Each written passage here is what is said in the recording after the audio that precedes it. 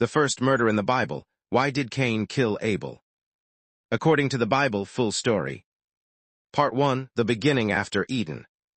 After Adam and Eve were cast out of the Garden of Eden due to their disobedience, they began their life on earth under the curse of toil and pain. Despite their fall, God allowed them to continue humanity's story. The book of Genesis, chapter 4, tells us, Adam made love to his wife Eve, and she became pregnant and gave birth to Cain. She said, "With the help of the Lord I have brought forth a man." Later she gave birth to his brother Abel. Genesis 4, 1-2 NIV. Cain was the firstborn of mankind. He became a farmer, while Abel became a shepherd.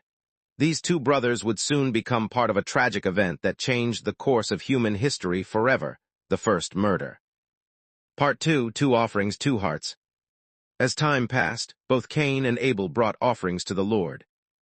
In the course of time, Cain brought some of the fruits of the soil as an offering to the Lord, and Abel also brought an offering, fat portions from some of the firstborn of his flock. Genesis 4, 3-4 NIV. God looked with favor upon Abel and his offering, but he did not accept Cain's. Why? The Bible does not give a detailed explanation in Genesis, but we find a clue in Hebrews 11:4. By faith Abel brought God a better offering than Cain did. By faith he was commended as righteous. Abel offered the best of what he had, the firstborn and their fat portions, with a heart full of faith. Cain, on the other hand, gave some of his crops, perhaps without genuine faith or gratitude. God doesn't just look at the gift, but at the heart behind it. Part 3. Jealousy takes root. Cain was furious that his offering was rejected. So Cain was very angry and his face was downcast. Genesis 4:5. God, in his mercy, reached out to Cain. Then the Lord said to Cain, "Why are you angry? Why is your face downcast? If you do what is right, will you not be accepted?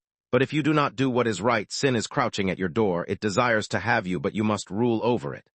Genesis 4:6-7. God was warning Cain. Jealousy had opened the door to sin. But Cain had a choice to resist sin or to surrender to it. Part 4. The first murder. Cain made his choice. Now Cain said to his brother Abel, "Let's go out to the field." While they were in the field, Cain attacked his brother Abel and killed him. Genesis 4:8. This was the first murder in human history. It wasn't just a crime of passion. It was the result of jealousy, pride, and spiritual rebellion. Part 5. The confrontation. After the murder, God asked Cain, "Where is your brother Abel?" Cain replied, "I don't know. Am I my brother's keeper?" Genesis 4:9. This was both a lie and an evasion. Cain had committed a terrible sin, and now he tried to escape responsibility, but God already knew. The Lord said, "What have you done? Listen, your brother's blood cries out to me from the ground." Genesis 4:10. God heard the blood of Abel crying for justice. This cry was not ignored. God's judgment followed. Part 6. The curse on Cain. God pronounced a curse. "Now you are under a curse and driven from the ground. When you work the ground, it will no longer yield its crops for you. You will be a restless wanderer on the earth." Genesis 4:11-12. Cain had sinned in secret, but the consequences would be public and permanent. Cain feared for his life, that someone might kill him in revenge. But even in judgment, God showed mercy. But the Lord said to him, "Not so. Anyone who kills Cain will suffer vengeance 7 times over." Then the Lord put a mark on Cain so that no one who found him would kill him. Genesis 4:15. Cain was judged but spared. He would live but under the burden of guilt and exile. Part 7. Cain's legacy. So Cain went out from the Lord's presence and lived in the land of Nod, east of Eden. Genesis 4:16. Cain's descendants built cities and lived on, but the legacy of his sin lingered.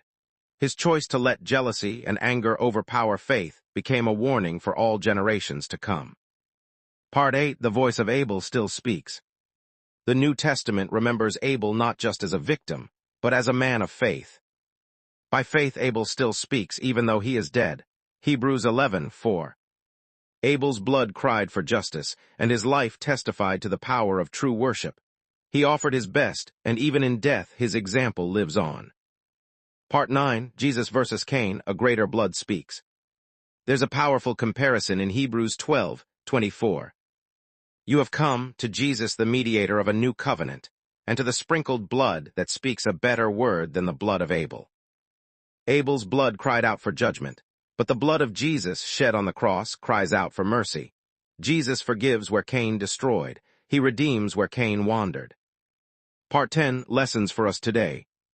The story of Cain and Abel is more than a tragic tale. It is a mirror for our hearts. Lessons we learn. God sees the heart, not just the outward worship. Jealousy is deadly. It can grow into hatred and violence. Sin is crouching at the door, but we must overcome it. We are our brother's keeper. We are responsible for how we treat others. God is just but also merciful. Even when we fall, he offers correction before condemnation. Final thoughts.